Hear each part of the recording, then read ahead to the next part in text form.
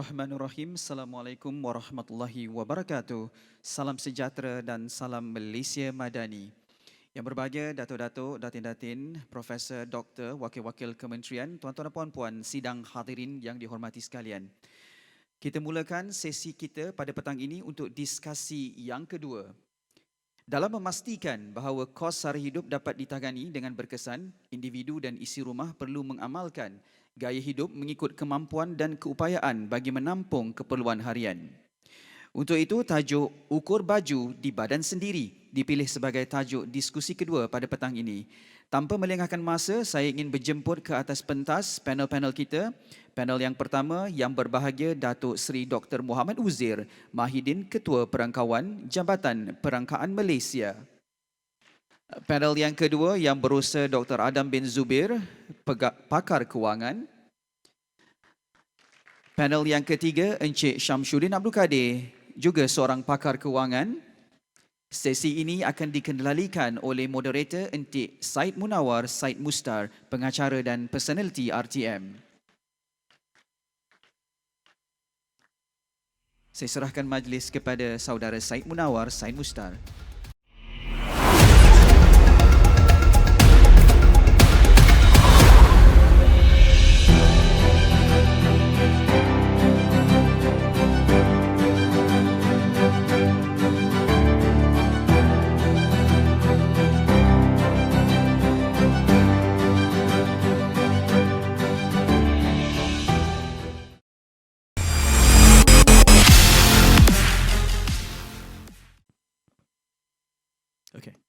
Okey, bismillahirrahmanirrahim. Assalamualaikum dan selamat petang saudara pengacara majlis, tuan-tuan dan puan-puan sekalian. Terlebih dahulu saya nak mengajak tuan-tuan sekali lagi kita berikan tepukan kepada ketiga-tiga panelis untuk sesi ini dengan tajuknya agak abstrak, ukur baju badan sendiri. Walaupun yang berada di pentas ni orang-orang nombor semua ni yang di atas pentas ini.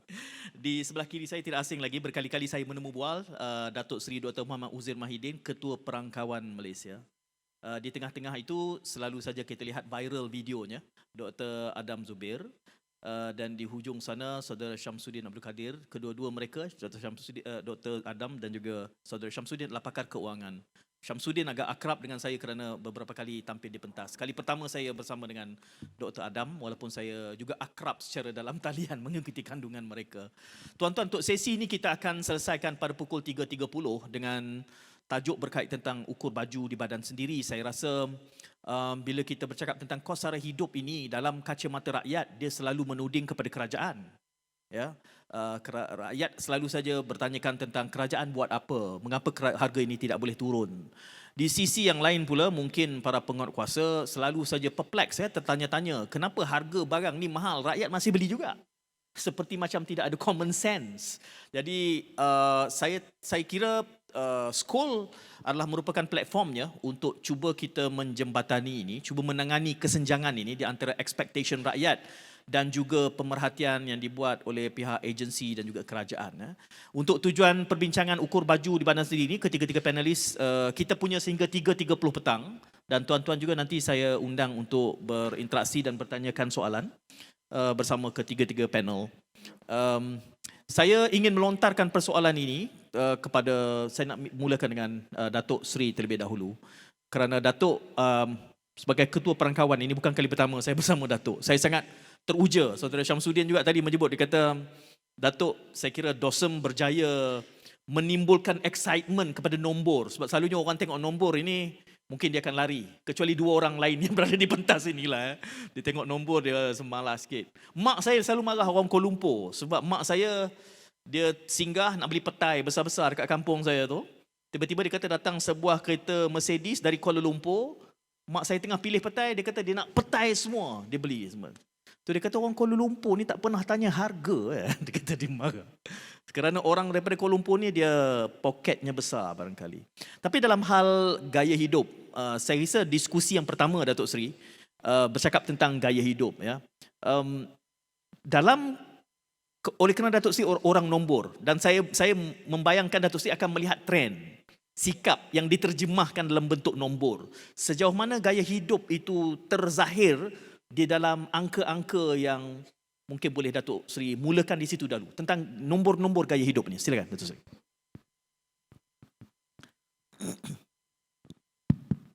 Bismillahirrahmanirrahim. Assalamualaikum warahmatullahi wabarakatuh dan salam sejahtera. Terima kasih saudara Tuan Said Munawar dan juga rakan-rakan panelis, seterusnya tuan-tuan puan sekalian. Jadi saya mulakan sesi ini untuk meletakkan beberapa statistik utama sebelum kita melihat kepada corak cara hidup seperti yang dinyatakan ataupun dipersoalkan tadi. Jadi sebenarnya dalam konteks menguruskan kehidupan ini, dia bermula dengan bagaimana kita punya senario semasa lah. Saya letakkan konteks tu Kalau dahulu penduduk negara kita pada tahun 70, lebih kurang 50 tahun yang lalu, jumlah penduduk negara kita ada lebih kurang 10 juta. Terkini data kita menunjukkan kependudukan negara kita adalah sebanyak 33.5 juta. Maknanya satu peningkatan hampir lebih 3 kali ganda lah. Dan dari segi perbandaran, kalau tahun 70 dulu, 80% daripada penduduk negara kita yang 10 juta duduk di luar bandar. Tetapi sekarang 33.5 juta penduduk itu, 80% lebih adalah penduduk bandar. Kalau kita pergi negeri macam Pulau Pinang, Melaka, dah dekat 100% bandar. Tetapi negeri-negeri macam Kelantan, Terengganu, Sabah, Sarawak, dia punya pembandaran tu agak dalam plus minus 50% lah, masih banyak luar bandar. So dalam konteks ni sebenarnya di DOSEM ni Tuan Said, siapa pernah nampak buku warna merah ni yang saya ucapkan terima kasih lah daripada kalangan rakyat Malaysia. Kita buat kajian berkala tentang corak pattern perbelanjaan rakyat Malaysia.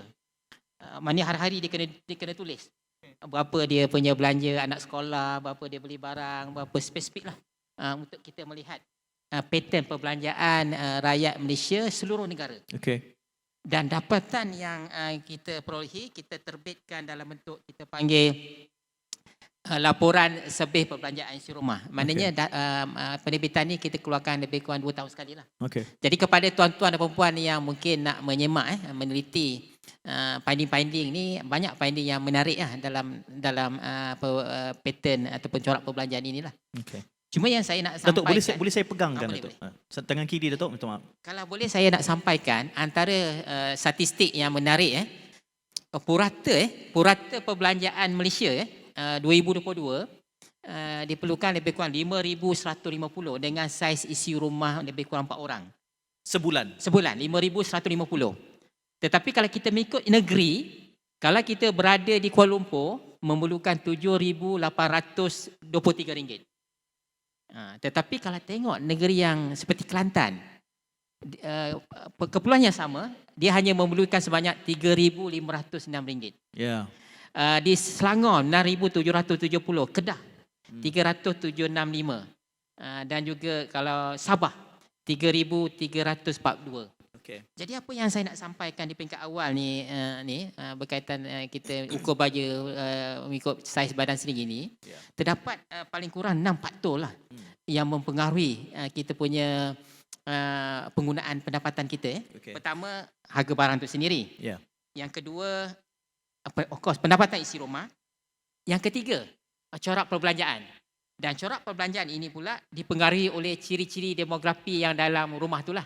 Dia punya umur kanak-kanak ke, ada anak yang kecil ataupun tidak, ataupun ada yang perlukan bantuan anak istimewa, orang tua dan sebagainya.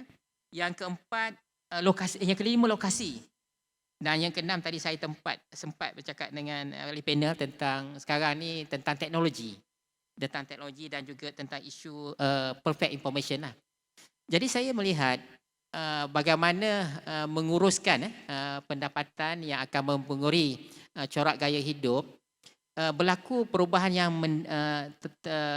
terketara berdasarkan pattern perbelanjaan yang kita cerap. Kalau dulu kita membelanjakan lebih kurang 35% untuk makanan. Yeah. Tapi mutakhir ni dia dah pergi kepada 20% lebih sajalah.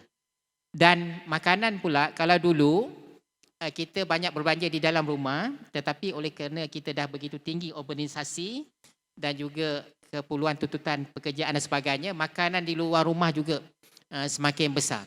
Maknanya apa yang berlaku dalam sistem kehidupan kita ini banyak dipengaruhi oleh kedudukan perubahan sosial ekonomi negara, dan yang paling penting yang digambarkan oleh data tadi, sudah pastilah kehidupan di bandaraya dia punya kosnya lebih tinggi kehidupan ni. Itu sebab bila kita keluarkan, kalau misal Tuan Syed gaji 10,000, kalau duduk di Selangor KL tak ada apa-apa lah. Tapi kalau 10,000 mungkin dah jadi orang kata di ranking yang tinggi lah. Sebab tu Datuk, di Kelantan tu bila tengok rumah banglo dia kata tu cikgu. Ya.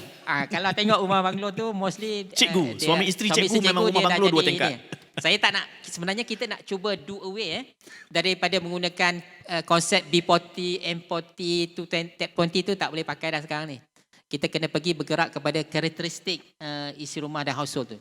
Cuma saya nak conclude dari spesifikan awal ini, kita melihat bahawa kompleksiti dalam kehidupan kita ini, basket kalau dulu perbelanjaan sebulan mungkin lebih kurang, ataupun average setahun lebih kurang 300 variables saja, item saja yang kita belanja. Terkini dalam kita punya pattern setahun kita ada lebih kurang 500 lebih item. Tapi of course lah, setiap bulan bukan semua item tu kita kena belanja. Jadi mungkin barang-barang yang berbentuk durable kita tak berganti selalu. Yang saya lihat antara yang kita agak membantu item berkaitan dengan pakaian, clothing sebenarnya tidak begitu menaik lah, dan dia banyak pilihan. Dekat sini mungkin nanti Dr. Adam ataupun sebagainya mungkin boleh mengulas. Saya sebenarnya amat seronok membincangkan pasal behavior ekonomi ni. Berapa ramai mengetahui tentang konsep price discrimination? Berapa ramai tahu sebenarnya price discrimination ni penting sebenarnya, bagus. Kita boleh bayangkan kalau satu syarikat airline tu kan, kalau semua orang bayar ikut harga ekonomi, payah juga kita dah dapat harga tak majulah syarikat tu. Tak maju. Maknanya willing buyer, willing seller tu ada. Jadi itu konsep price discrimination tu, kalau kita belajar konsep consumer surplus, setengah-setengah orang tu dia memang mampu bayar lebih. Tapi kadang-kadang oleh kerana consumption tu ditentukan oleh kolektif punya perbelanjaan, macam kita bayar tol dan sebagainya kan. Tak kira dah kita pakai kereta yang besar banyak tol, rate tol masih sama. Jadi semaksudnya kehidupan kita sebenarnya, kebetulan ada penggunaan-penggunaan yang bersama itu sebenarnya adanya kerjasama secara kolektif menyebabkan price tu ataupun harga yang dibayar tu mampu dibayar oleh semua orang lah. Cuma dari segi sama ada perbelanjaan keperluan ataupun perbelanjaan kehendak tu memang ternampaklah yang ni Tuan Syed. Sebab dari segi dulu saya dibesarkan tahun 70-80-an, istilah rehat ataupun holiday tu tak ada. Tapi sekarang is across board. Jadi dalam data kita menunjukkan perbelanjaan recreation travelling tu memang tinggi. Konten tu. Konten. Nak tunjuk konten dekat medsos. Betul. Jadi memang itu satu tekanan, dan kita ketahui di kalangan masyarakat kita, medsos ni jelah menjadi satu pressure kepada rakyat. Bila mana kalau anak-anak yang ibu bapanya kurang berkemampuan, kadang-kadang mereka juga bercakap dengan anak-anak yang ibu bapa yang ada kemampuan, yang dia pergi bercuti dan sebagainya. Ini yang saya nampak. Ibu bapa yang kurang kemampuan pun tidak ada pilihan. Mana juga perlu meraihkan keinginan anak-anak dan sebagainya. Ini saya bagi sedikit intro lah, senario yang dicerap berdasarkan data di lapangan, Tuan Syed. Sebelum saya berpindah pada Dr. Adam dan juga Saudara Syamsuddin, data ini, trend ini dari dapatan DOSEM, trend ini sudah berlangsung berapa lama? Saya rasa dia bermula pada tahun saya ingat selepas tahun 2010 ke atas tu lah. Saya pergi ke pasar dulu. Kita boleh dapat harga ikan tenggiri kembung RM7, RM8. Saya ingat lagi. Tapi selepas tu saya tengok dah melebihi 10, dan sekarang ni dah ikan yang biasanya ikan asasi ni, ikan kembung, ikan apa tu, ikan sardin kan. Dah mendekati RM20 kan. Yang dulunya bawah RM7. Bahkan ikan keli yang dulu RM5 sekilo dah melebihi RM10 lah. Datuk memilih 2010 tu sebagai mungkin satu rujukan yang longgar kerana tidak dibuat kajian spesifik. Ada faktor tertentu? Adakah kerana pada ketika itu indeks pasaran saham ekonomi kita meledak? Ya. Itu faktornya ya. Terutamanya kalau saya ingat dulu, kita lihat pertamanya bila negara China join WTO. Saya ingat saya 2001 kan. Mana pasaran ekonomi dunia itu telah di-open dan banyak competition dan sebagainya ni, dan juga industri berkembang. Cuma satu yang faktor pendapatan ni mungkin saya cadang nak cerita kemudian, tapi saya boleh sentuh sikit lah. Berdasarkan observation kami, kenaikan harga dan juga earning diperoleh oleh rakyat, gaji secara umumnya amat terpengaruh oleh proses globalisasi. Bila mana para pelabur yang dahulu mungkin pergi beberapa buah negara saja, sekarang para pelabur pergi kepada negara-negara yang macam dulu tak membangun, pergi ke negara Cambodia, pergi ke negara Myanmar dan sebagainya, yang menyebabkan mereka boleh menghasilkan production mereka dalam kos yang murah. Lebih murah. Jadi dalam keadaan itu dia akan mengganggu progres gaji-gaji di negara-negara yang macam negara Malaysia ni lah.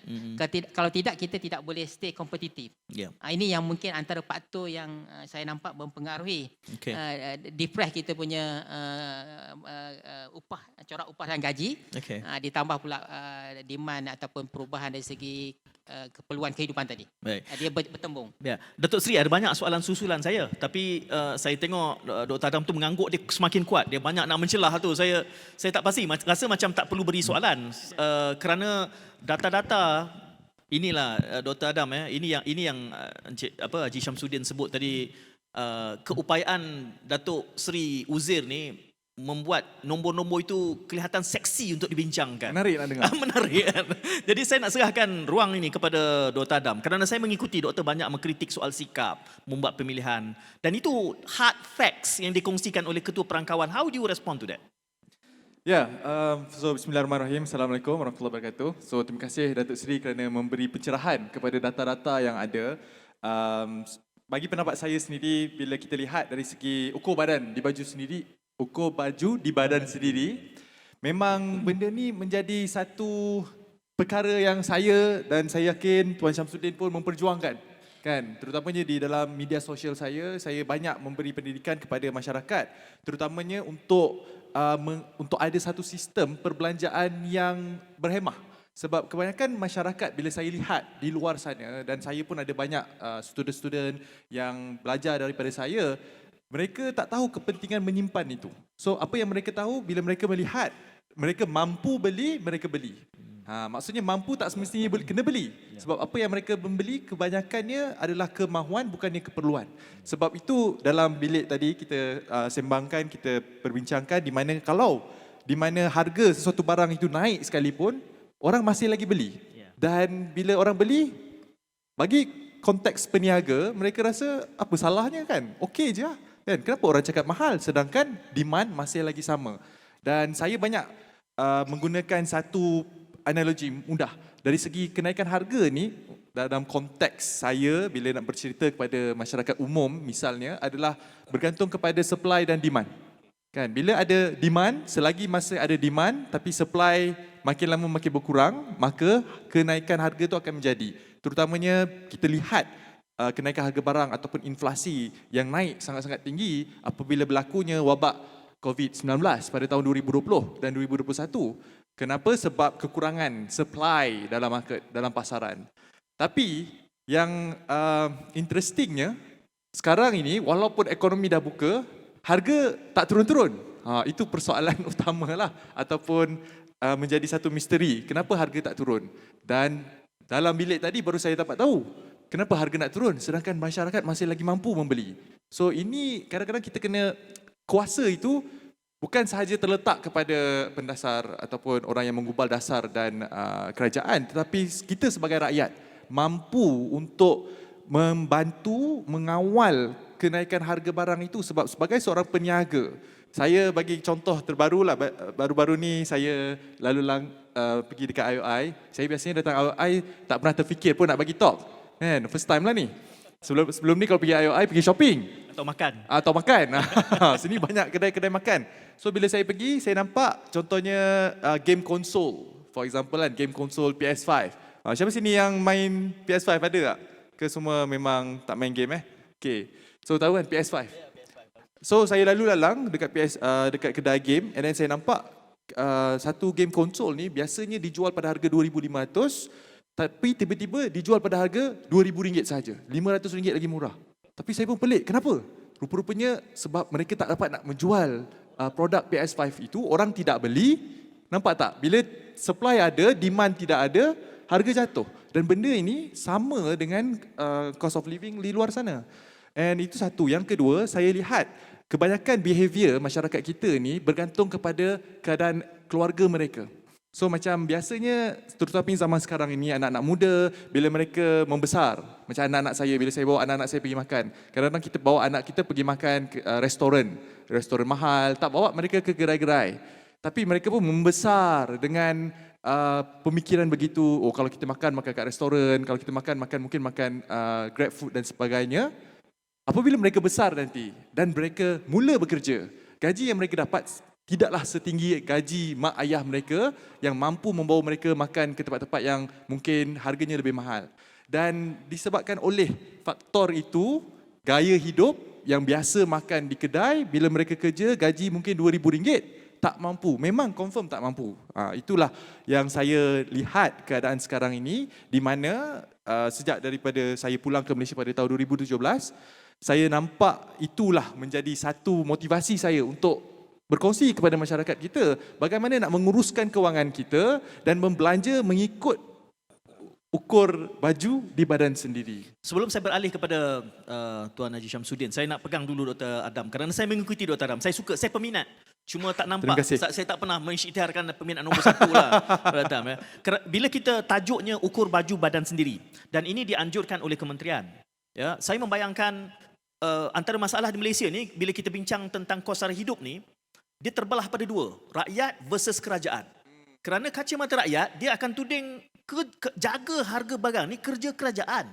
Tetapi saya dapati approach yang doktor buat, selalu saja nak mengasuh rakyat. Jadi di mana ruangnya kalau ada dalam modul doktor itu yang do you bawa konten itu bottom up ataupun you always only top down saja?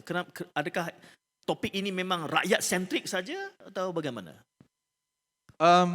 Bagi saya, kedua-dua kena mengambil peranan yang sangat-sangat penting. Okay. Tapi saya ambil kira sebab bila saya berkongsikan maklumat di halayak ramai kepada masyarakat umum, saya mengambil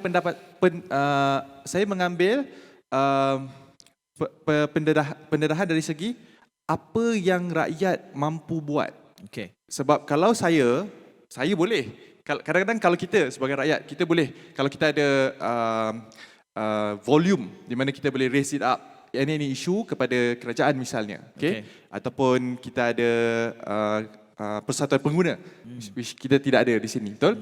So benda tu yes, kita boleh raise it up to the government, but apa yang saya kalau saya nak cuba mengatasi sesuatu masalah itu, saya akan lihat kepada diri saya sendiri, apakah benda yang saya boleh, yang saya ada kuasa untuk mengubah. Sebab sekarang ni kebanyakannya apabila mereka masyarakat ini mengamalkan sistem pengurusan kewangan yang betul, memang rata-rata daripada mereka mampu, yang pertama, membina simpanan setiap bulan. Yang kedua, dapat menguruskan perbelanjaan dengan lebih teliti dan terperinci. Sebab macam saya sekalipun, walaupun alhamdulillah saya mungkin mampu membeli barang di kedai ataupun di pasar, di restoran, tetapi saya masih lagi lihat kat mana yang memberi diskaun, kat mana yang boleh buat, kita boleh beli buah-buahan yang mungkin dah nak tamat tempohnya, kita dapat diskaun RM2, RM3, RM5. Itu adalah satu tabiat yang saya diterapkan sejak kecil lagi. Dan lagi satu, sebab saya datang daripada dulu, saya belajar di United Kingdom. Dan bila saya lihat cara mereka berbeli di sana berbeza dengan di Malaysia. Mereka di sana memang mereka sangat-sangat cakna dengan berapa harga yang mereka beli, dan mereka selalu beli dekat makanan-makanan yang ada diskaun, yang ada sale. Mereka takkan, and then kat sana pun kita ada booth boot sale, car boot sale, Okey. kan? Mereka bukan saja membeli sesuatu benda yang baru, tetapi mereka menjual barang-barang yang mereka tidak perlu kepada mereka yang memerlukan dengan harga yang sangat-sangat murah. Saya ingat lagi kereta pertama yang saya beli dekat United Kingdom, kat UK, saya beli pada harga £600. Ya, tapi kereta second hand di sana murah. Exactly. Di Nampak Malaysia. tak? Itu struktur ekonomi. Itu tajuk lain nanti Oh, kita okey. kita Saya bawa pergi nanti. kepada tajuk lain. Okey, tapi kepada behavior. Buying behavior itu berbeza sebab kat situ saya memang akan membeli barang-barang yang discounted. Discounted. Sebab saya student. Okey. Student kita tak ada duit. Ya. So benda Itulah. itu yang saya bawa. Kawan-kawan saya yang study dekat UK tu, mereka ada 5 kereta second hand Mercedes semua. Fuh. Dan disewakan. Oh, Dia pandai pandai. berniaga. Tak apa, itu bab budaya. Nanti ada beberapa soalan dan kenyataan yang dibuat oleh Dr. Adam tu saya nak bawa pada Dr. Uzair. Tapi saya beralih dulu pada Tuan Haji Syamsuddin ni, dia paling sabar orangnya, lama dia nak mencela tu. Ukur baju badan Sri dengan mendengar fakta yang dibawakan oleh Datuk Sri tadi. Saya nak beri ruang itu dulu kepada Tuan Syamsuddin. Okey, baik. Bismillahirrahmanirrahim. Ya Allah, ya Tuhanku, ajarilah aku perkara yang aku masih jahil dan berilah aku ingat semula perkara yang aku sudah lupa. Ya Allah, ya Tuhanku, tolong pemudahkan semua urusan kerjaku, tolong rombak mana-mana simpul pada lidahku supaya orang lain dapat memahami kata-kataku. Sedih dibanggaan kepada Tuan Syed Munawar dan barisan panelis yang dikagumi. Assalamualaikum dan salam inspirasi. Saya suka satu benda daripada Datuk sebut tadi tentang data, daripada kos buah sekarang dah jadi semakin mahal, dan tadi saya suka cost of living anak 2 orang, right? Yang 4 orang 7,000 lebih. Kalau kita di Sabah 3,000 lebih. Tuan Syamsuddin, mikrofon rapat sikit ke mulut. Rapatkan. Okey. Okey, 3,000 lebih ya. Kalau di KL 7,000 lebih, dan Tuan Syed Munawar sebut tadi memang saya pernah cakap benda tu. Kalau banglo di Kelantan memang cikgu yang husband and wife. Yang cikgu and husband and wife duduk KL tak ada. Nak beli rumah teres pun corner lot tak boleh, intermediate sahaja ya. Okey, satu kita tengok dari segi kos, dan Tuan Dr. Adam tadi Adam Zubir ada sebut tadi tentang setengah rakyat tak faham tentang demand and supply. Itu basic ekonomi yang perlu ada, makna barangnya salah satunya, tak kira barang apalah, kalau tak ada permintaan tak naik, memang takkan naik harga tu dan tak laku. Ya, ayam sekalipun kalau satu Malaysia tak beli ayam, laku tak dengan harga RM1.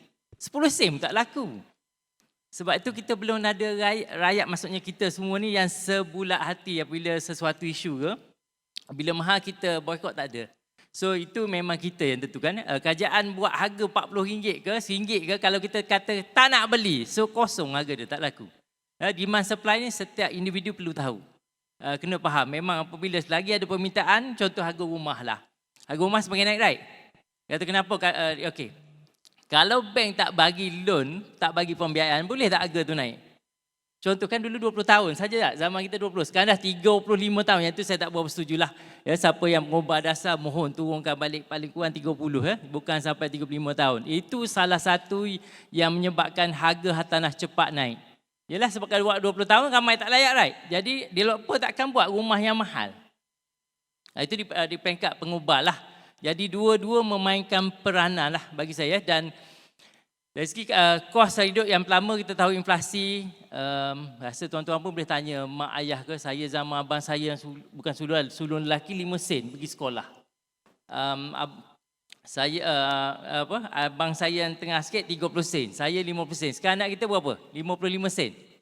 Tak ada, right? Jadi kos inflasi ni selalunya saya percaya dia akan naik sehingga kiamat. Kat syurga je tak ada. Cuma berapa cepat dia naik atau tak, salah satunya di pihak kita, di pihak rakyat, demand supply tadi.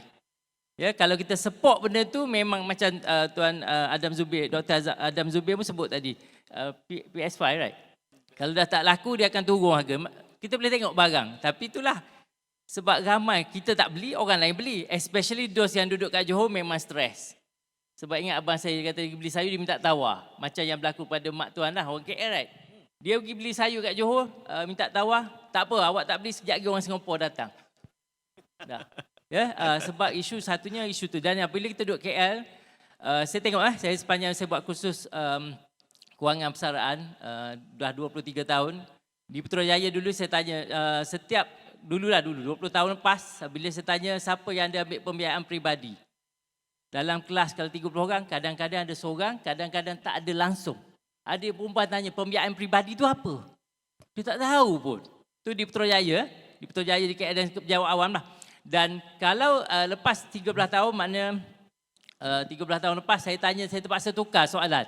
Siapa yang tak ambil? Kan dulu saya tanya siapa yang ambil. Mungkin ada seorang, mungkin tak ada. Sekarang terpaksa tanya siapa yang tak ambil pembiayaan peribadi. Jarang nak dapat seorang angkat tangan. Silap bulan 2 ada. Dia setiap orang tu hampir 2 pembiayaan peribadi ada. Dan daripada 30 orang peserta penjawab awam, bukan yang dah ada masalah kewangan. Kalau contoh agensi tu jemput, buat kursus untuk peserta 30 orang, 27 orang akan berbelanja lebih daripada gaji. Ya, yang 3 orang yang selamat tu anak dia dah masuk universiti dah. Yang dah kerja sendiri dah. Dah tak perlu tanggung dah. Okey. Dia kalau penjawab awam saya tengoklah isu kos sehari hidup ya. Yang pertama, kalau dia tidak ada pembiayaan peribadi, tak ada hutang kad kredit, insya-Allah dia okey. Kalau dah ada 2 tu memang habis. Bukan isu tak cukup. Kebanyakan penjawab awam, ni saya ambil penjawab awam yang stres terutama kos sehari hidup adalah dia ada pembiayaan peribadi. Yang terbaru saya dapat dia kontak saya 4 November. Seorang guru tapi nak kata KL tak juga, di sekitar Negeri Sembilan ya. Gaji dia 7,000 lebih 7,500, baru 40 plus, early 40.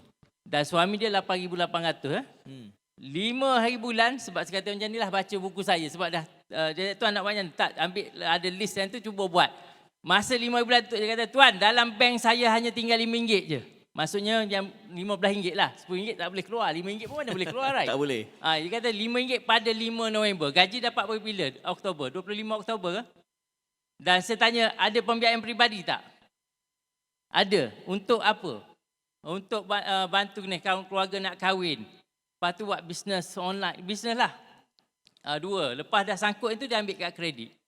Ya, kalau penjawab awam bagi saya lah, tengok gaji, kalau living, kalau tak ada pembiayaan peribadi dengan kredit, tak ada masalah. Tu yang saya cadang bagi badan-badan penggubal. Kalau untuk penjawab awam, saya cadangkanlah. Tambah baru ni saya selalu signboard nampak pembiayaan peribadi naikkan sehingga RM400,000, right?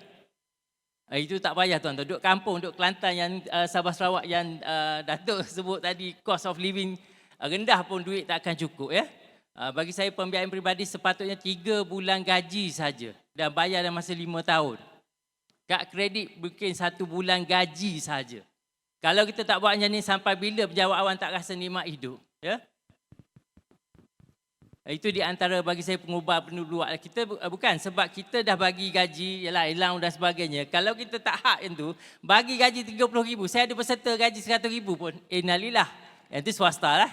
Ini bagi saya bagi pengubah undang-undang atau bank negara ke yang dengar ni, yang hadir ke atau siapa-siapa, 3 bulan tuan-tuan. Saya buat kursus di Putrajaya. Lepas buat kursus kan kita berurusan dengan pentadbiran bagi latihan. Penuh borang-borang untuk apply personal loan. Manusia hanya perlukan beli, kalau di Malaysia lah setakat saya hidup ni, memerlukan pembiayaan untuk rumah dan kereta aja. Ya, kad kredit, hutang kad kredit, pembiayaan peribadi memang tak diperlukan. Kenapa bank buat? Itu adalah seni memindahkan duit daripada poket rakyat kepada poket diorang. Nak kahwin, dan saya rasa 2 benda yang perlu rakyat bebas, kahwin. Cuba tengok majlis kahwin. Saya rasa dah habis cedera dah saya daripada RTI atau TV3. Kahwin, cuba tengok majlis. Bukan majlis raja sehari tuan-tuan. Ramai masih nak guna perkataan raja sehari. Yang raja ni adalah raja. Tahta dia ada sewa tak? Tak ada. Kenapa kita tak rasa malu nak buat pelamin yang tengok. Lepas tu habis atas tu buat balik kes tu. Orang lain pula nak kahwin. Right? Kes pun sewa. Ya, ni benda-benda yang orang kita perlu keluar lah. Ya, tak ada buat akad nikah, buat majlis simple cukup. Dan jangan bagi menantu kita pau. Ini salah satu punca. Dia dah belajar you, dah ambil PTN. Kita pula pau duit menantu. Baik, 20,000. Mana dia dapat? Dia ambil daripada pembiayaan peribadi. Saya banyak kes memang pembiayaan kahwin. Tu je. Lepas tu renovate rumah dapur. Dapur kita cantik macam mana pun kalau kita masak Tak sedap juga. Memang tak sedap. Memang kalau yalah dapur mahal dia bukan jadi. Dah lah masak tak sedap, hutang banyak. Betul. Lagi kita tu. Itulah di antaranya. Wallahu a'lam. Tak apa, saya menarik ini kerana saya rasa pusingan yang awal ini kita ingin mempersoalkan elemen cultural di sini. Kerana tadi data pun mengatakan benda ini dah berterusan. Kalau jangkaannya dalam bermula 2010 begitu. Saya mula sesi yang ini dengan Tuan Syamsuddin dulu. Kerana Saudara Syamsuddin banyak menyebut bahawa melatih. Nanti kita akan pergi balik melihat pada data. Kerana saya suka dengan data ni, dia akan memberikan corak across cultural spectrum. Tadi Dr. Adam juga kata di UK lain behaviournya berbanding dengan di Kuala Lumpur. Dalam konteks student, pelajar-pelajar yang Saudara Syamsuddin tangani itu, mungkin elemen cultural ni mengapa mereka susah untuk diubah elemen-elemen sikap ini. Kalau gambaran tadi soal tekanan dan budaya global, tapi apa yang menyebabkan perubahan budaya belanja ini begitu liat nak diubah? Satunya adalah menyakit takut nanti apa orang kata.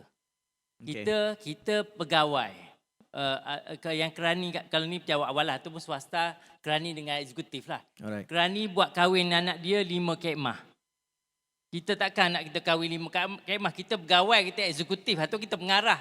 Okay. Itu salah satunya. Mana takut nanti apa orang kata. Kita eksekutif, kita pegawai. Kalau pakai kereta kanc, nanti orang kata apa kancil, right? Dari segi psikologi, Tuan Syed Munawar, bila kita bawa kereta, contoh kita bawa kereta kancil, right? Bawa kereta kancil, tiba-tiba lalu sebuah kereta MERS.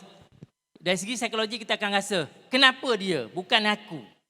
Tapi the moment kita dah usaha cari duit buat pinjaman sebanyak mana, dah beli MERS, tiba-tiba Bentley pula lalu sebelah kita. Kita tanya, kenapa dia? Bukan aku. Kalau kita duk layan benda tu, memang duit kita takkan cukup, ya. Itu sebab ada kajian yang menunjukkan orang yang merasa dirinya mahal, dia tidak memerlukan simbol-simbol kekayaan palsu untuk dilekatkan pada badan dia atau sekeliling dia. Semakin kita rasa diri kita kaya, kita tak perlu simbol-simbol kekayaan palsu. Kadang-kadang kita suka jam, tak apalah. Ada orang suka kasut mahal, tak apa. Ni semua benda kita nak show off. Ya, tengok masa nak kahwin. Dengan pengantin, dengan tetamu. Labu ci, labu air, labu sayur, labu selai, semua ada. Betul, right? Dan kalau pergi kedai toke, jam Rolex ada, Rolex tak ada, Lolek. Janji nak brand. Ini isu yang saya tengok. Itu yang saya cadang ke Kerajaan Malaysia daripada RTM, TV3, Mana TV. Kalau boleh nombor plate kereta yang belum habis bayar, plate-nya merah putih. Yang dah habis bayar baru hitam putih. Mana pengubal kat sini buat daripada JBJ? Saya takut nanti tak ada siapa bawa kereta pergi kerja. Baru kita bawa kereta kancil, kita rasa gah. Putih. Putih. Aku dah bayar, kau belum. Rumah pun sama. Alamat tu kena wajibkan. Siapa yang dah habis loan baru hitam putih. Yang lain merah putih. Baru boleh mengubah rakyat Malaysia. Kalau tidak memang duit tak akan cukup sampai bila-bila. Wallahualam. Itu radikal, tapi ya satu provokasi yang menarik lah. Saya beralih dulu kepada Dr. Adam kerana elemen cultural ini. Apa yang membuatkan masyarakat UK lebih cakna, sensitif kepada pricing ini berbanding kita dalam pemerhatian doktor? Kalau saya nak cakap rakyat di UK, masa saya tinggal di UK, Alhamdulillah 7 tahun di UK. Bukan saya nak cakap rakyat mereka cakna dengan perbelanjaan. Tetapi apa yang berlaku di sana adalah kerajaan banyak kontrol duit. Contohnya mereka tak perlu nak bawa duit ke mana-mana. Duit yang mereka dapat, saya ingat lagi, gaji seorang doktor yang pakar, yang sangat-sangat tinggi pakar, macam gaji permulaan, saya kerja di UK, gaji 2,500 ke 3,000 pound sterling.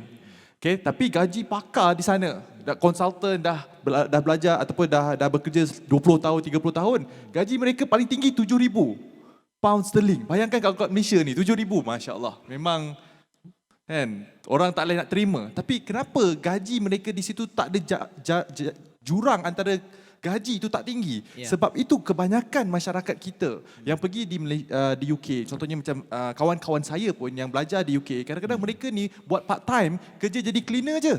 Tapi sebab gaji doktor 2,500, gaji cleaner 1,000. Nampak tak jauh beza. Kan, jadi perbelanjaan di situ semua orang mampu beli dan mereka tak ada sangat macam kita. Kalau kita tengok restoran kat mall macam ni sekarang ni, macam-macam kedai yang ada. Kan? Kadang-kadang kita pun confused nak pilih yang mana. Kalau nak makan, contoh nak makan burger saja, tapi ada 10 kedai yang jual burger yang sama, mungkin rasanya berbeza, namanya berbeza. Tapi di sana, satu je kedai burger. So kalau orang nak pergi pun, pergi kat tempat yang sama. Kalau nak beli ayam, pergi kat satu kedai yang sama. Dia tak ada kepelbagaian itu yang membuatkan rakyat di sana, orang macam saya, rakyat Malaysia pergi sana, memang sangat-sangat rindu Malaysia lah sebab makanan. Kan, makan sana sama saja. Malaysia Hall tak cukup. Malaysia, boy, saya tak sempat nak bosan. Dah tukar yang lain. Setiap hari makan lain-lain. Okey. Kan? Itu antara satu faktor yang saya lihat. Tapi nak cakap adakah rakyat sana cakna dengan pendapatan juga. mereka? Tidak juga, sebab kat sana culture-nya berbeza. Okey. Culture ni diorang suka pergi clubbing ataupun bar. Kan? Mereka banyak habis duit kat situ. Tapi apa yang saya lihat kat sini lah, kat Malaysia ni, sebab terutamanya zaman sekarang ini, peredaran zaman di mana rata-rata daripada kita ni dah ada social media. Dan daripada social media ni bagi saya satu virus. Kan, kalau kita salah guna dan kita follow orang-orang lain ataupun influencer-influencer yang menayangkan kemewahan, menayangkan macam apa yang Tuan Syamsuddin kongsikan tadi, simbol-simbol kekayaan ini. So kita terikut-ikut dengan budaya itu. Ya. Kita nak benda-benda yang kita tak mampu, tapi disebabkan oleh instrumen hutang ini yang sangat mudah untuk kita dapat. Kadang-kadang saya memang tak setuju. Saya pergi mana-mana program-program kewangan misalnya, di dalam beg yang kita dapat itu adanya brosur-brosur pembiayaan peribadi, adanya brosur-brosur kredit kad, dan benda ini memudahkan masyarakat kita yang tidak ada ilmu kewangan ini untuk ambil hutang itu, dan jika mereka tak tahu nak buat apa dengan duit tersebut, mereka akan membelanjakan duit tersebut. Dan disebabkan itu mereka akan go into this, I would say, negative cycle, sampailah sesuatu, dalam fikiran mereka, terdetik dalam fikiran mereka, enough is enough, dan mereka mencari Dr. Adam dan Syamsuddin. Dan mencari Dr. Adam dan Dr. Syamsuddin, dan kita lah kena menghadap. Bomo. Ini dua orang bomoh kewangan yang kena bagi jampi serapah, hembus kat muka kan. Ya, itulah dia. Ya, so bagi pendapat saya itulah. Sebab kita terikut-ikut dengan budaya sekarang ini, dengan macam-macam social media. Saya tak setuju. Macam saya follow Tuan Syamsuddin, kan? Saya follow orang-orang yang bercakap tentang kewangan, tentang pelaburan ini. So kita belajar benda yang lebih memberi manfaat kepada kita apabila kita tua nanti. Ya. Selepas Datuk Seri Dr. Uzair komen, saya mula memberi ruang jika ada tuan-tuan ingin bertanyakan soalan, kerana kita sudah hampir sejam. Kita akan usaikan tepat pukul 3.30 insya-Allah. Kalau RTM tu cakap lebih masa, dia terus potong berita masuk. So saya nak guna disiplin itu juga. Melainkan hati tuan-tuan membuat-buat nak bertanya soalan ni. Sekarang bersiap sedia, kita nak memanfaatkan masa ni sepenuhnya. Nanti bila kita buka ruang ini boleh terjun rampas mikrofon yang ada di tengah-tengah. Saya beralih daripada apa yang Dr. Adam sebutkan ini kepada Datuk Seri. Kerana kita menyebut soal cultural ini, saya yakin juga bahawa cultural itu tidak tumbuh di dalam lakuna. Ia dibentuk oleh persekitaran, dibentuk oleh sistem, dan itu yang Dr. Adam gambarkan juga. Kerana jurang gaji tidak besar di negara-negara seperti UK, dan kita jauh berbeza. Kita mungkin macam US kot. US agak luas jurang gajinya. Saya mula nak bawa kepada elemen intervensi di sini. Kerana saya rasa di dalam pengurusan juga ada istilah yang disebut sebagai behavioral insights, yang mana perilaku dan tabiat berbelanja juga boleh di-nudge, istilahnya nudge. Berarti ada elemen yang boleh kita tangani melalui intervensi dasar penguatkuasaan, mungkin berdasarkan kepada trend. Kerana soalan susulan saya daripada mendengar ke semua panel adalah, perilaku ini adakah dia baku untuk semua ataupun ada beza ni? Melayu, Cina, India, semua ni data tentu ada tunjuk coraknya, Datuk Seri. Okay, terima kasih Tuan Said.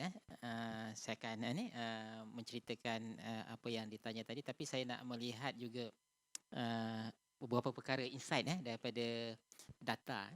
Jadi sebenarnya apa yang kita sedang hadapi sekarang, kalau kita ingat tahun 70-an 80-an, kebanyakan kita adalah bukan middle class.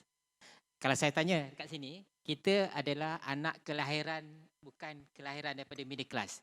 Tetapi current populasi sekarang, kebanyakannya adalah dilahirkan daripada middle class. Itu sebab bila raya tu balik kampung sampai 7 jam. Masih ada nostalgia. Sebab kita berasal di kampung. Tapi saya jangkakan lagi beberapa tahun, Yang anak Dr. Adam dah duduk kat bandar dah. Duduk bandar dah. Istilah Orang balik KL kampung, dah ni. orang istilah balik kampung dah kurang. Apa yang tarik perhatian, maknanya pembangunan diri, maknanya template yang kita ada dulu dengan template yang kita ada sekarang, pastinya intervensi dan sebagainya patut disesuaikan lah. Jadi kalau kita ingat konsep saving, kalau kita tanya semua orang, konsep saving ni kalau dari segi ekonomi ni mungkin kita nampak dollar and cent. Tapi konsep saving yang sebenarnya ialah menangguhkan keselesaan sekarang. Okay. Mana you tahan Delayed keinginan, desire. gratification. You tahan desire menyebabkan you bersusah-susah, berusaha dan sebagainya. Macam tadi Tuan Samsudin kata, beli je kereta kancil walaupun you pendapatan Besar. ni besar. Maknanya Pelik macam putih. Pelik dia warna putih. Ya, pelik putih. Maknanya kita dulu, saya ingat waktu sekolah dulu, kita ada bila hari-hari tertentu pos akan datang ke sekolah, beli stamp. Ya. Konsep menekankan saving, Hmm. budaya penyimpanan, saving kepada kita dulu memang dah bermula. Ya. Maknanya kalau saya lah, kalau itu konsep price diskriminasi. Berapa ramai di kalangan orang macam saya, kalau nak pergi berbelanjakan Starbucks tu dia berkira-kira. Tetapi kalau anak-anak yang middle class ni dia tak berkira. Dia kata kawan-kawan dia pergi Starbucks juga. Sebenarnya teknik pemasaran tu konsep diskriminasi tu dah ada. Siapa yang mampu pergi kalau pergi kepada Mamak lah. Maknanya harga tu memang Berbeza. dah orang kata cater kepada keperluan. So dalam hubungan ni lah saya juga mendapati juga kalau sebelum ini size family ada lebih kurang 7-8 orang Ya. dan sekarang ni pula size family mungkin 2 orang. Hmm. Dan tekanan kepada ibu bapa semakin tinggi sebenarnya Tuan Said. Okay. Kalau zaman dulu bila kita telah keluar graduate, kita rasa panas nak duduk kat rumah. Sebab ramai kan. Ya. Sekarang ni dengan 2 orang dekat bilik pun ada macam-macam. Jadi nak menyatakan dari segi saya lupa soalan dia apa tadi? Intervensi. Dasar macam mana kita. Jadi dalam Doktor konteks sedang mengulas, intervensi, ya. dalam kita berbincang ni kita tak boleh buat satu generalisation lah. Kalau Okey. kita siapa buat research, kita tahulah isu-isu ni yang berkaitan dengan apa yang kita bincang ni adalah situ dihadapi semua orang dan dia boleh menjadi begitu sensitif.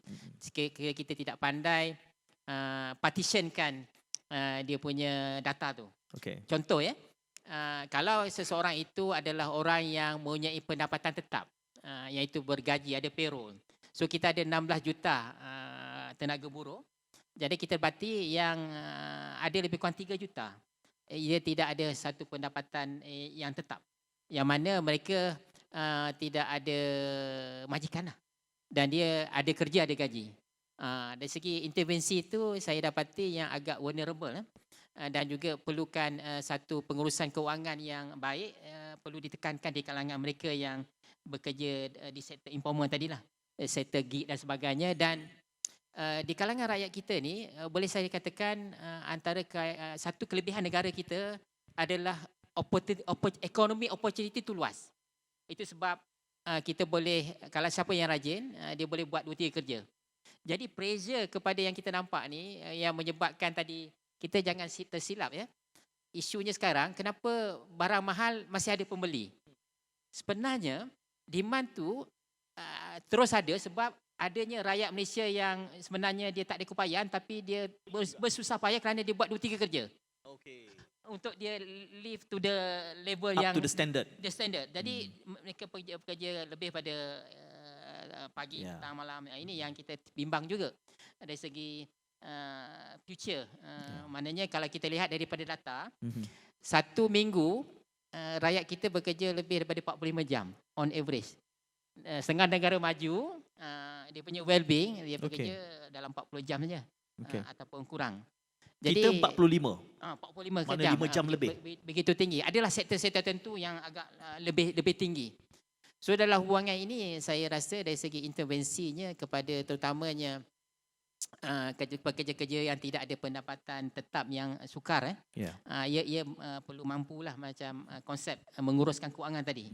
Jadi langkah yang diumumkan baru-baru ini untuk voluntary punya caruman bagi yang berumur 18 tahun ke atas, itu adalah salah satu langkah yang amat kehadapan untuk kita membantu. Dan kita dapati dari segi etnik ni kita nampak setengah-setengah etnik tu mereka dah kehadapan dari segi pengurusan kewangan. Mungkin tadi Tuan Syed minta saya explain sedikit trend menunjukkan spektrum penekanan kepada bangsa, konsep sikap, saving, income dan culture ini, budaya ini saya ingat perlu di-universalkan. Dan saya rasa bagi saya ada orang bercakap it's not important how much you earn. Tetapi It's how much you save. how much you save. Tapi Yeah. bila kita katakan macam itu agak sensitif. Terutamanya orang yang tidak ada means untuk save. Okay. Itu general punya filosofi. Okay. Tetapi bagi yang tidak ada means untuk save tadi, kita kena melihat dalam basket perbelanjaan seluruh rakyat Malaysia, tadi yang dicerita tadi oleh Dr. Adam tadi, betul. Isu kat Malaysia ni, kita ni punya makanan banyak sangat. Dekat sana sandwich je kalau pagi-pagi. Dan kita dah buat kajian Tuan Syed. Kebanyakan rakyat Malaysia, boleh angkat tangan kalau saya kata salah. Berapa ramai cuba tolong tengok dalam tuan-tuan punya freezer dekat rumah berapa banyak makanan yang dibazirkan kerana overdue. Leftovers semalam. Angkat tangan. Siapa yang tak ada buat perangai tu angkat tangan. Saya angkat sikit boleh? Saya angkat sikit.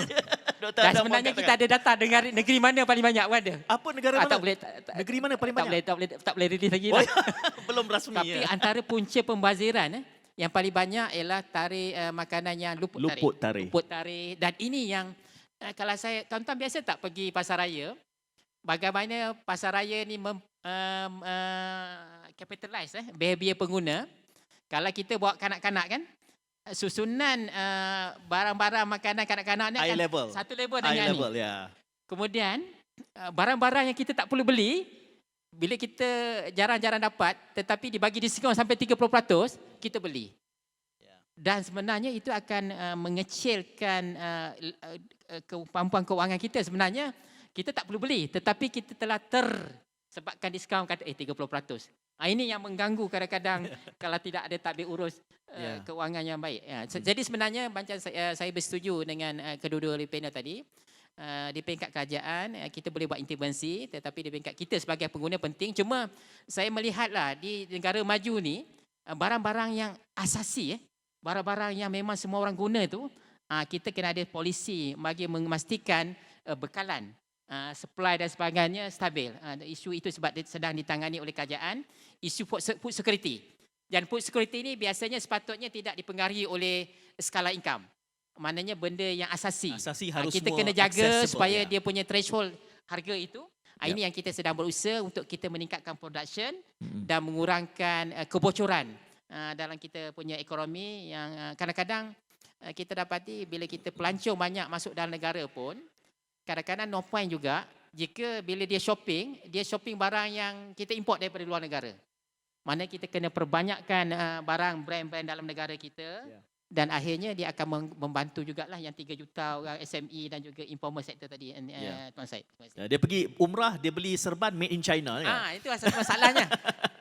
Jadi kita sebenarnya, itulah di peringkat agensi kita berbincang, kita banyak inisiatif yang telah pun dibuat oleh kerajaan, tetapi produk-produk kita tak pergi keluar. Kadang-kadang produk yang dibuat tu sama saja. Semua buat benda yang sama. Jadi kalau boleh kita cuba, kita sedang membangunkan supaya SME kita pergi kepada global. Yang ini boleh kita lihat lepas ni banyaklah barang Malaysia di luar negara. Ada kawan saya pergi umrah, dia nak jimat excess baggage, dia tak beli kurma, dia beli kurma di Ampang ya. Sebab ada tempat jual Ampang. Daripada sana lah. Lepas tu dia sedekahkan. Tuan-tuan, saya mula buka ruang ini, kita sudah 3-5 minit, 3-7 minit begitu. Kalau ada soalan yang berbuku di hati tuan-tuan, sebelum saya beralih semula kepada panelis, silakan, boleh maju kepada, sila. Boleh saya berkenalan sedikit tuan? Ada lagi? Kita kumpulkan kalau ada lagi sebelum tu. Ada lagi? Boleh saya tengok tangan? Silakan tuan, boleh berkenalan sedikit. Switch on kan mikrofonnya.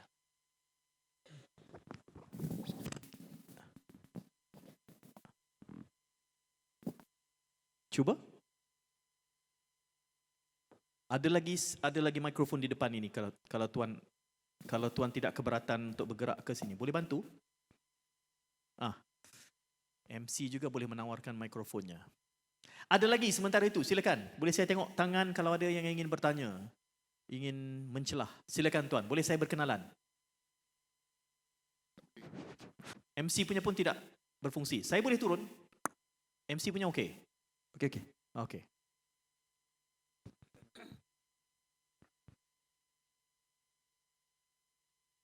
Bismillahirrahmanirrahim. Assalamualaikum warahmatullahi wabarakatuh. Assalamualaikum. Nama saya Muhammad Zakaria daripada Kementerian Kemajuan Desa dan Wilayah. KKDW, Encik Muhammad Zakaria, silakan. KKDW. Jadi terima kasih atas penerangan. Cik Zakaria, rapatkan mikrofon tu ke mulut. Ya, terima kasih atas penerangan oleh ahli panel dan saya setuju banyak daripada pandangan yang diberikan oleh ahli panel. Cuma ada beberapa perkara yang kena ada support sistem daripada kerajaan di samping kita menangani kos sara hidup sebagai tanggungjawab bersama. Antaranya saya setuju pendapat doktor yang mengatakan bahawa pinjaman peribadi tak perlu, untuk kad kredit tak perlu. Tapi satu lagi pinjaman yang tak perlu sebenarnya ialah pinjaman kenderaan sebab dia tak ada appreciate value dia. Sebenarnya kita perlu pinjaman untuk perumahan sahaja. Sebab rumah harga dia akan naik, kereta harga dia akan jatuh. So seeloknya kita lihat seperti sistem di negara United Kingdom. United Kingdom bagaimana pemikiran British punya kerajaan, dia nak bagi kereta murah pada rakyat dia, so dia tak kenakan cukai. So it's a zero tax. Jadi kat sana kalau beli kereta, macam sayur kita boleh beli.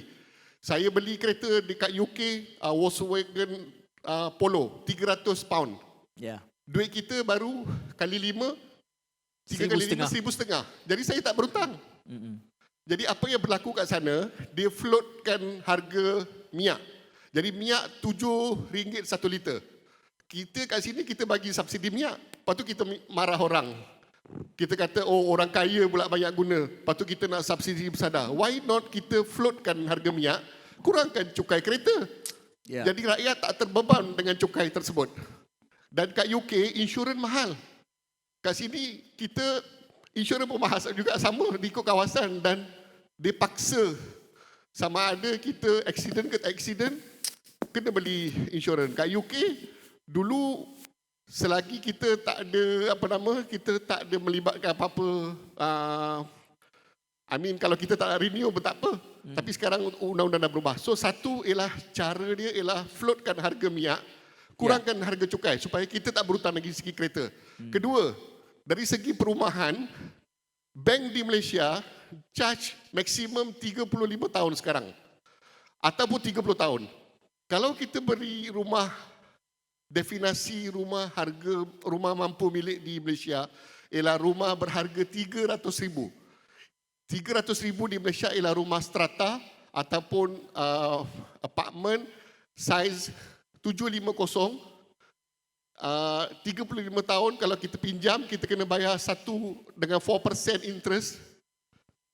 Sekejap. Ya, Cik Zakaria dah membuat kira-kiranya. Yes. Berapa sebulan? Sebulan kita kena bayar 1,432 1,432. untuk 30 tahun. Ya. Dan gaji minimum ialah 1,500. Jadi siapa yang mampu?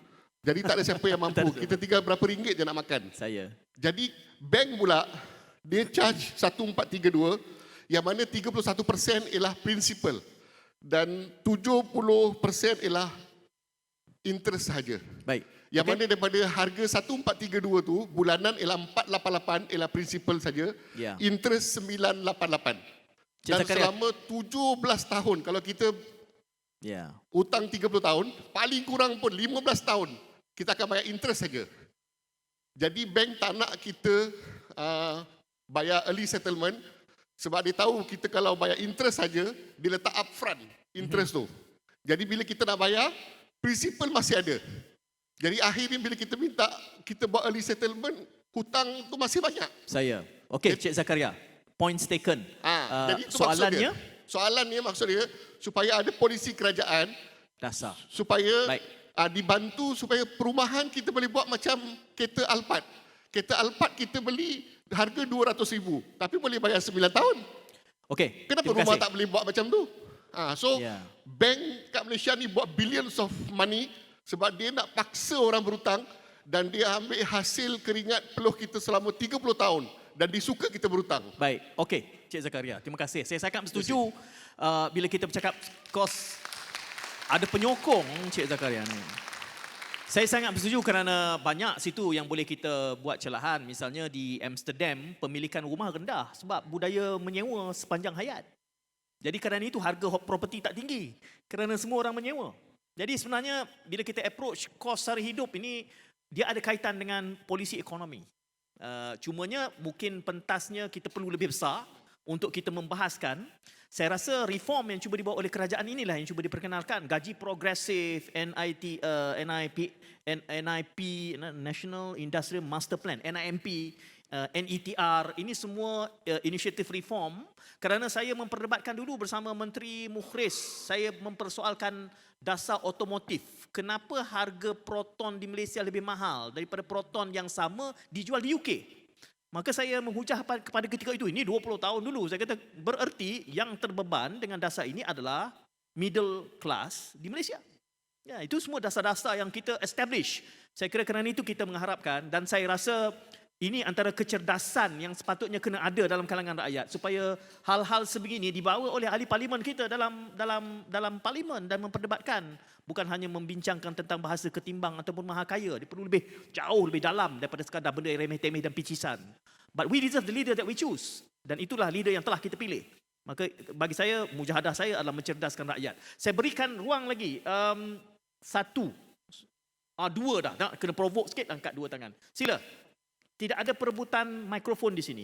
Boleh maju dua-dua sekali. Boleh beratur dan ringkaskan kerana saya berjanji untuk habiskan 3.30.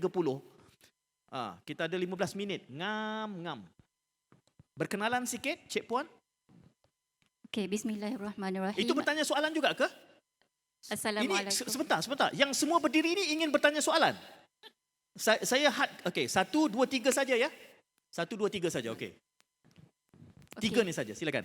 Berkenalan sikit. Assalamualaikum. Salam. Saya Azlina Abdullah dari Universiti Tenaga Nasional. Okey. Tadi saya ada dengar salah seorang daripada panel mengatakan tentang price discriminations. Okey, saya adalah salah seorang tenaga pengajar dari bidang ekonomi. Memang kita belajar konsep ekonomi, price discrimination semua kan. Tetapi dari segi keluarga, mendidik anak dari segi bagaimana untuk menjaga perbelanjaan dan sebagainya, saya rasa saya gagal. Di mana macam sekarang anak-anak lebih suka contohnya pergi Starbucks, macam berbelanja tu sukar untuk dikontrolkan di kalangan anak-anak ini. Baik. Sebagai ibu, biasanya bila anak meminta, kita jadi lemah. Kita cuba untuk memenuhi walaupun sebenarnya kita tak nak bagi. Tapi kita cuba juga memenuhi walaupun kita bebel, tak boleh, tapi in the end kita akan bagi juga. Ya. Jadi, Soalannya Puan?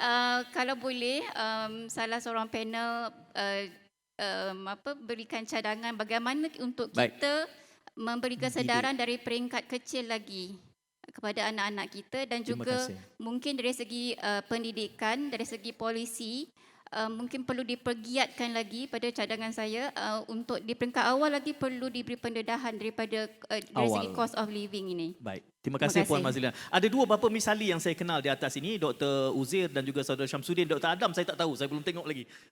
Keluarga sudah berumah tangga, dia muda lagi ni, sudah ya. Okey. Oh, 2 orang anak. Jadi bapa misali lah, 3. Okey. 3 pun ada authority untuk menjawab. Silakan kita kumpulkan. Saya habiskan ke semua soalan ini dan setakat ini 4 saja ya.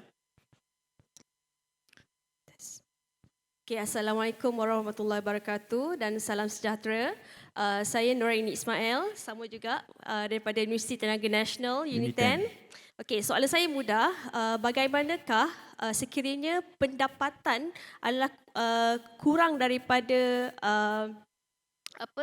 daripada kos sara hidup. Okay, sebagai contoh saya buat basic sikit calculation tadi sebab saya orang finance. Contohnya untuk yang pekerja ekonomi gig, one of economic saya nak cakap macam contoh macam Grab lah saya tengok tadi. Sejam adalah sebanyak RM14. Yang ni bukan yang peak hour lah, yang biasa RM14 sejam. Okay, so saya ambil kira tadi 45 hours per week tu adalah kita punya ni kan. Okay, so saya kira dalam per month lebih kurang dalam 2,500. Okay, let's say lah tadi ada Datuk cakap untuk kos sara hidup kita sekarang untuk yang saya tengok untuk yang single lah sebab kebanyakan mereka adalah single pun dalam around 2,000. Itu kalau yang single, tapi kalau contohnya tadi kalau 4 orang tadi dalam 7,800 yang kalau dekat Klang Valley kan. So bagaimanakah konsep penyimpanan untuk mereka yang berpendapatan rendah daripada kos sara hidup? Itu saja. Terima kasih. Terima kasih Puan Nuraini. Silakan yang terakhir soalan. Bismillahirrahmanirrahim. Assalamualaikum selamat petang. Pertamanya saya Boleh berkenalan sikit? Okey, saya Syarina daripada KPDN Kuala Lumpur. Okey. Salah satu isu yang saya bangkitkan di sini adalah daripada sesi IPTA yang saya ada join, di mana pelajar IPTA itu kata budaya di Malaysia ni dah memburukkan diorang ni seawal pada zaman belajar kerana dah diajar buat loan masa belajar, kemudian tu tanpa jaminan kerja dah berhutang. Jadi hutang tu dah jadi memang orang kata dah disebut dan dah biasa dengan budaya Berhutang mereka. adalah gaya hidup, ya. Ya, jadi dia menyalahkan kepada apa yang praktikal di Malaysia sekarang lah yang pertama.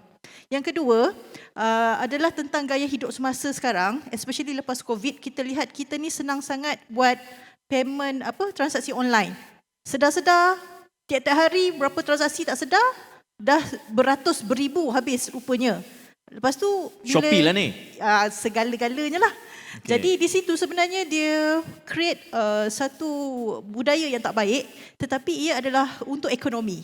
Konflik lah di situ. Jadi mungkin boleh memberi ulasan. Terima kasih. Baik, terima kasih kepada keempat-empatnya yang bertanya. Saya nak memberikan ruang kepada semua panelis respon dan merumuskan perbincangan ini.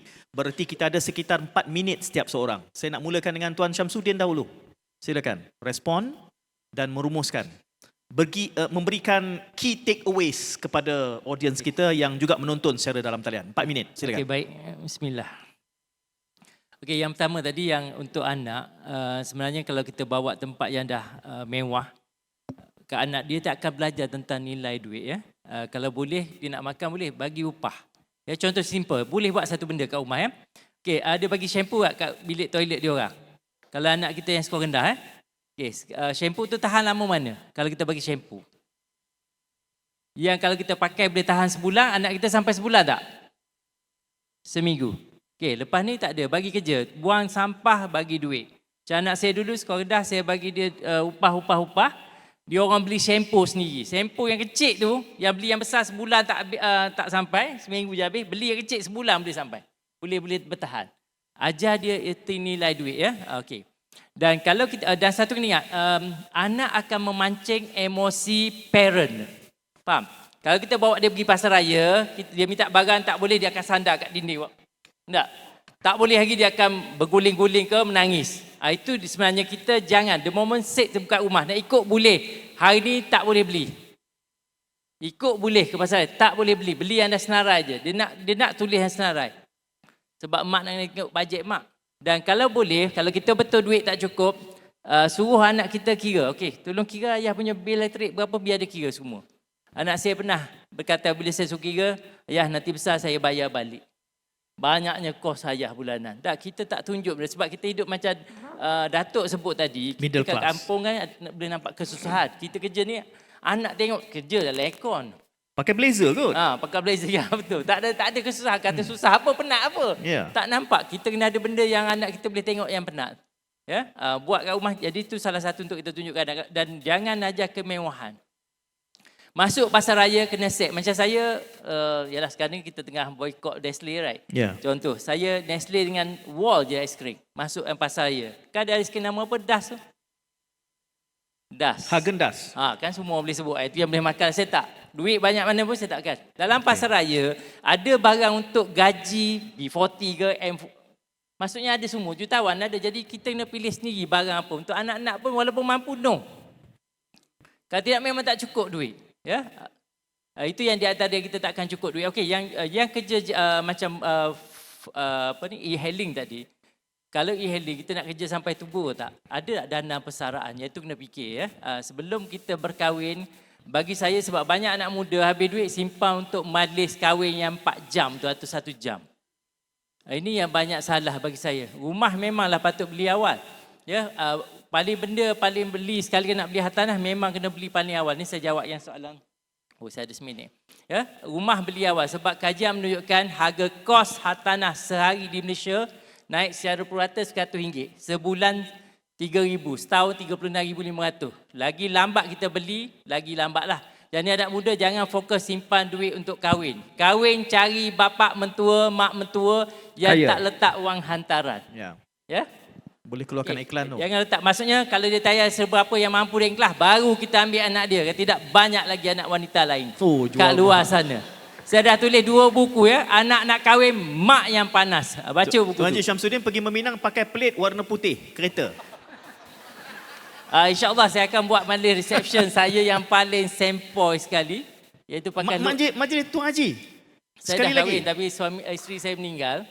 Saya Ah, kahwin balik mungkin majlis perkahwinan saya akan pakai seluar jeans dengan t-shirt. Masya Allah. Kami semua diundang ni. InsyaAllah saya buat live kalau Ya, jadi. cuba. Saya sempat ya. Untuk nak tunjuk tak payah pun sebab banyak kita show off unnecessary thing ya. Okey. Jadi macam Dr. Adam Zubir sebut tadi. Soalan tadi, gaji kurang dari kos sara hidup. Tak, kos yang tu boleh WhatsApp saya sebab selalunya bila saya kira gaya hidup banyak. Ada birthday tak? Birthday tu gaya hidup ya. Pakai telefon RM400 ke? Kalau ke bawah RM400 dah boleh WhatsApp right? Boleh. Kau tak sampai WhatsApp tu? Sampai. Sampai. Kalau lebih daripada RM400 itu bukan sara hidup. Saya jumpa banyak. Kalau ada 100 orang yang kata, tuan saya belanja tak cukup ni sara hidup. Bila saya duduk 2 orang je yang betul-betul sara hidup. Yang lain gaya hidup banyak. Okey. Ya? Jadi tuan-tuan sila sorok telefon daripada disaksikan oleh Kalau Encik saya Syamsuddin. boleh tengok. Jadi tu ya. Jadi Garang dia. apa-apa macam Dr. Adam Zubir sebut dia ada panggil defense mechanism, suka menyalahkan orang lain. So kat apa-apa kat kita je. Ya, kat Malaysia ni saya dah buktikan orang OKU dalam masa 2 tahun boleh beli sebuah apartmen, tahun ketiga boleh beli kondo di KL. Buta betul-betul. Ya, sebab orang kata tak boleh nak beli. Sebenarnya boleh, skill je kena ada. Wallahu a'lam. Ya. Tuan Haji akan dapat ramai pelajar baru dari dalam dewan ini. Silakan Dr. Adam. Okay, bismillahirrahmanirrahim. Okay, Assalamualaikum. Jadi saya disebabkan oleh masa, saya hanya bagi satu poin sajalah. Okay. But sebelum tu saya bersetuju dengan apa yang Tuan Syamsuddin kongsikan sebentar tadi. Macam majlis kahwin saya pun sangat-sangat simple. Sangat-sangat simple. Saya total cost majlis kahwin saya kurang daripada RM5,000. Kahwin kat mana ni? Kat UK ke? Kat masjid. Okey. Kat Malaysia. So maksudnya it's possible. Yeah. So kadang-kadang kita macam kalau kita buang that mindset nak ikut-ikut orang, Okey. kan, di mana kita sibuk ukur baju orang lain, memang sampai bila-bila kita akan miskin. Kita takkan boleh kaya. Kalau kita melihat pada diri kita, kita ukur baju di badan kita sendiri, kemampuan kita, insya-Allah kita akan ada kekayaan pada masa hadapan nanti. So it's like macam apa yang Tuan Syed cakap, delayed gratification. Kita melengah-lengahkan apakah erti simpanan. Saya baru tahu. Dulu ingat simpan duit je, ringgit Malaysia. So itu benda yang saya nak kongsikan lah. Dan berkait rapat dengan kos sara hidup dan juga gaya hidup. Saya dulu bila saya pulang ke Malaysia, walaupun saya ada degree dalam kedoktoran, saya bekerja di UK, Alhamdulillah. Dan bila saya pulang ke Malaysia, saya tukar bidang. Saya masuk dalam bidang yang baru. Saya bermula daripada bawah. Saya tidak ada kereta, tidak ada rumah, tidak ada kenalan sebab saya dah duduk di UK selama 7 tahun. Dan saya ingat lagi ketika saya baru nak memulakan kehidupan, saya ada seorang isteri dan seorang anak duduk di apartmen kerajaan ketika itu. Gaji RM2,500 cukup walaupun isteri saya tak bekerja. Maksudnya kenapa cukup? Sebab kita makan kat rumah. Saya tak ada makan kat luar macam sekarang ini. Sekarang ini ialah kan ada IOI. Tapi zaman dulu tak ada IOI lagi. So saya memang makan di rumah, saya jaga. Dan teknik yang saya gunakan, itu poin yang saya nak kongsikan. InsyaAllah boleh anda semua boleh cuba dan tengok hasilnya, iaitu menggunakan teknik 3 bank. 3 bank sistem. Dan benda ini pun yang saya belajar, yang saya kongsikan di dalam media sosial saya, iaitu setiap orang, kalau anda nak gandakan kewangan anda, gandakan simpanan anda secara automatik, setiap orang kena ada 3 jenis bank dalam hidup kita. Bank yang pertama saya namakan sebagai bank keperluan. Bank keperluan inilah yang anda letakkan duit, selepas gaji anda masuk, letak dalam bank keperluan, gunakan duit itu untuk beli barang-barang keperluan. Bank yang kedua kita namakan sebagai bank simpanan. Kena ada bank simpanan. Tapi bank simpanan ini syaratnya jangan keluarkan walaupun 1 sen daripada bank simpanan ini. Baru kita akan nampak magicnya, baru kita akan nampak hasilnya. Dan cara bank yang ketiga adalah bank kemahuan. Dan bank kemahuan ini yang rata-rata daripada kita tidak ada. Sebab itu bila kita tidak ada bank kemahuan, yang mana kita gunakan untuk berbelanja, makan luar, beli Starbucks dan sebagainya. Tapi Starbucks dah boykot kan? Boykot lah. Saya dah tak pergi Starbucks. Kan? Tapi kalau anda nak pergi kat kedai-kedai yang mahal misalnya, yang di luar daripada kemampuan anda, ada bank kemahuan, insya-Allah simpanan anda akan automatically bertambah. Tetapi masalah, orang ada 2 bank sahaja, mereka akan korek tabung simpanan mereka. So tabung simpanan sampai bila-bila takkan berkembang. So cubakan cuba try the 3-bag system and then see the magic in your life. Konten kahwin RM5,000 tu doktor dah buat, saya tak tengok ada. Doktor buat, doktor? Saya Ada. Saya nak suruh anak saya. Saya ada 650 konten kat video tu, kena carilah. Ada Kena kan? cari, Rasanya ada. Nanti saya nak saya, Kena tolong search. nanti saya cari balik. Ya, memang Betul, RM5,000. Saya nak suruh anak saya tonton itu sebab dia dah nak kahwin dah. Tengok tu. Sebab saya ingat lagi video tu ada orang interview saya dengan isteri saya. Okey. Okey, terima kasih. Nanti saya cari 650. Datuk Seri, silakan. Datuk Seri, 4 minit. Terima kasih. Tadi ada 3 soalan tadi tentang tidak cukup pendapatan, anak-anak yang minta belanja. Ya, budaya Starbucks lah kita panggil. Walaupun price diskriminasi itu tidak ni. Yang ketiga tentang pelajar IPT yang telah pun dimulakan awal-awal Dibudayakan budaya. dengan loan. Nak jawab 4 minit tak cukup ni. Tak apa. Sikit-sikit Mereka je. harus follow. Jadi kalau Dr. berkaitan Uzir. dengan tidak cukup pendapatan saya nasakan secara relatifnya saya boleh nyatakan negara kita ni much better daripada setengah-setengah negara lain. Ya. Yang mana kadang-kadang di setengah negara lain pendapatan ni adalah equal macam mana seorang itu menyerahkan masa dia untuk bekerja kan, money pay for the labor. Di setengah-setengah negara, as much as dia nak bekerja, tak ada kerja nak dibuatkan. Tapi dalam konteks negara kita, secara umumnya lah, kalau saya rasa, sebelum kita pergi kepada satu pendapatan yang mungkin boleh menjamin kehidupan dan dia boleh menjamin keseimbangan dalam well-being, tetapi jika ada keperluan dan dia ada kesanggupan untuk melaksanakan tugas tanggungjawab, the good about kita punya ni peluang pekerjaan tu ada banyak. Dan saya pun tak perasan ataupun semua perasan tak zaman-zaman kadang waktu raya-raya pun orang Bangladesh yang tak biasa buat lemang pun dia boleh jual lemang. Waktu maknanya peluang ekonomi dalam negara kita ni begitu banyaklah. Tapi kena kreatif dan sekarang saya bacakan dengan penggunaan teknologi dan sebagainya. Kalau ramai memanfaatkan teknologi dan juga kreativiti ni ianya boleh membantulah. Tapi tidaklah jawapan saya ini menidakkan kepayahan dan kita aware dalam konteks negara kita memang amat berbeza dengan negara maju lah. Jadi sebenarnya apa yang disampaikan oleh Pali Panel tadi, maknanya benda tu yang memang kita nampak lah. 2 item yang besar tentang rumah dan juga kenderaan. Rumah tu kita tak boleh elak lah, tetapi kenderaan tu macam dinyatakan tadi sepatutnya kita tak perlu berbelanja kepada barang yang harga akan depreciate. Kalau pengalaman saya dulu, the first new car yang saya beli setelah bekerja 6-7 tahun lah. Dia kena ada dalam kehidupan ini konsep reward lah. Kalau kita lari maraton, you ada cheat day. Cheat day, you reward yourself lah. Jadi dalam kehidupan ni, tidak semesti kita nak gunakan tu, apa yang kita kejayaan tu cepat-cepat. Maknanya mungkin you akan beli kereta yang baik sebagainya, reward yourself bila betul-betul kita punya financial position you dah kuat. Tetapi kalau dalam keadaan kita masih membangunkan keluarga dan sebagainya, dan ada keperluan-keperluan lain, kena hold on certain ni lah. Dan penggunaan kenderaan seperti motosikal misalnya, ianya sebenarnya membantu kita punya maintenance kenderaan, insurans dan sebagainya. Banyak yang kita tersilap nak maintain sebuah kenderaan tu bukan saja minyak, insurans, maintenance dan sebagainya, itu sebenarnya dalam pattern perpanjangan kita tinggi. Seterusnya dari segi nak diskriminasi anak-anak ni memang betul lah puan. Walaupun kita mengajar tentang price discrimination, sebab anak-anak kita dilahirkan di kalangan anak kepada middle class ni, jadi amat sukar lah. Cuma bagaimana kita nak mendidik dan sebagainya ni, ianya memerlukan determination, membudaya dan sebagainya. Dan saya ada biasa dengar talk show di negara maju, dia ada konsep grocery punya envelope. Envelope mana sampul surat. Maknanya dia ada talk show di negara maju dia macam mana mendidik para pengguna untuk pastikan dia tidak overspend. Jadi dia tinggalkan dia punya wallet dan sebagainya, kredit card, dia akan aja bawa jumlah yang diperlukan untuk hari itu, untuk minggu tu. Okey. Dia akan simpan gunakan envelope tu. Jadi menyebabkan you tidak terpengaruh dengan diskaun dan sebagainya. Dan zaman saya dulu, kalau kita tak ada duit, tak payahlah bawa anak pergi pasar raya. Itulah doktor, hari ini dia bayar guna telefon. Itu yang susah.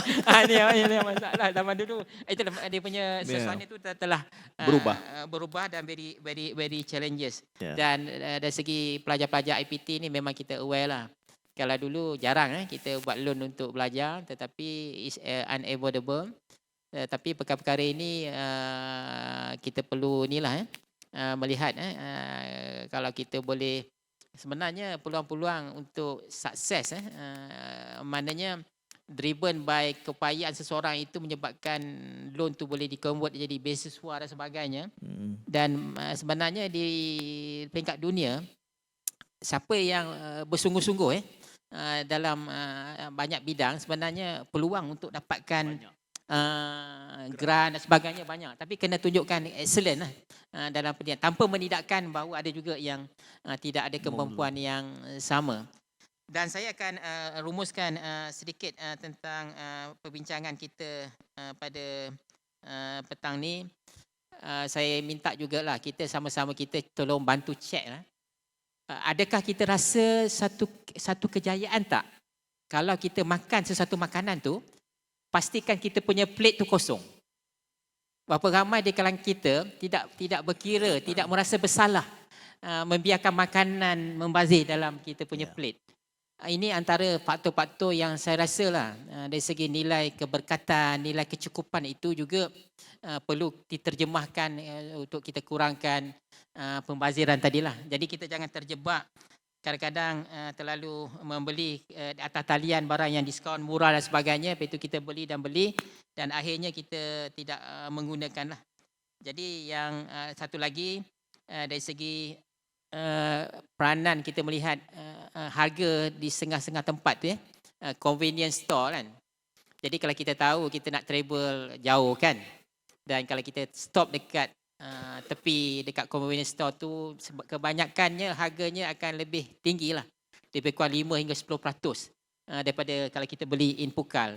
Kalau kita dulu, kalau kita beli barangan yang kita perlu beli secara guna secara berterusan, kita akan beli sedozen kan.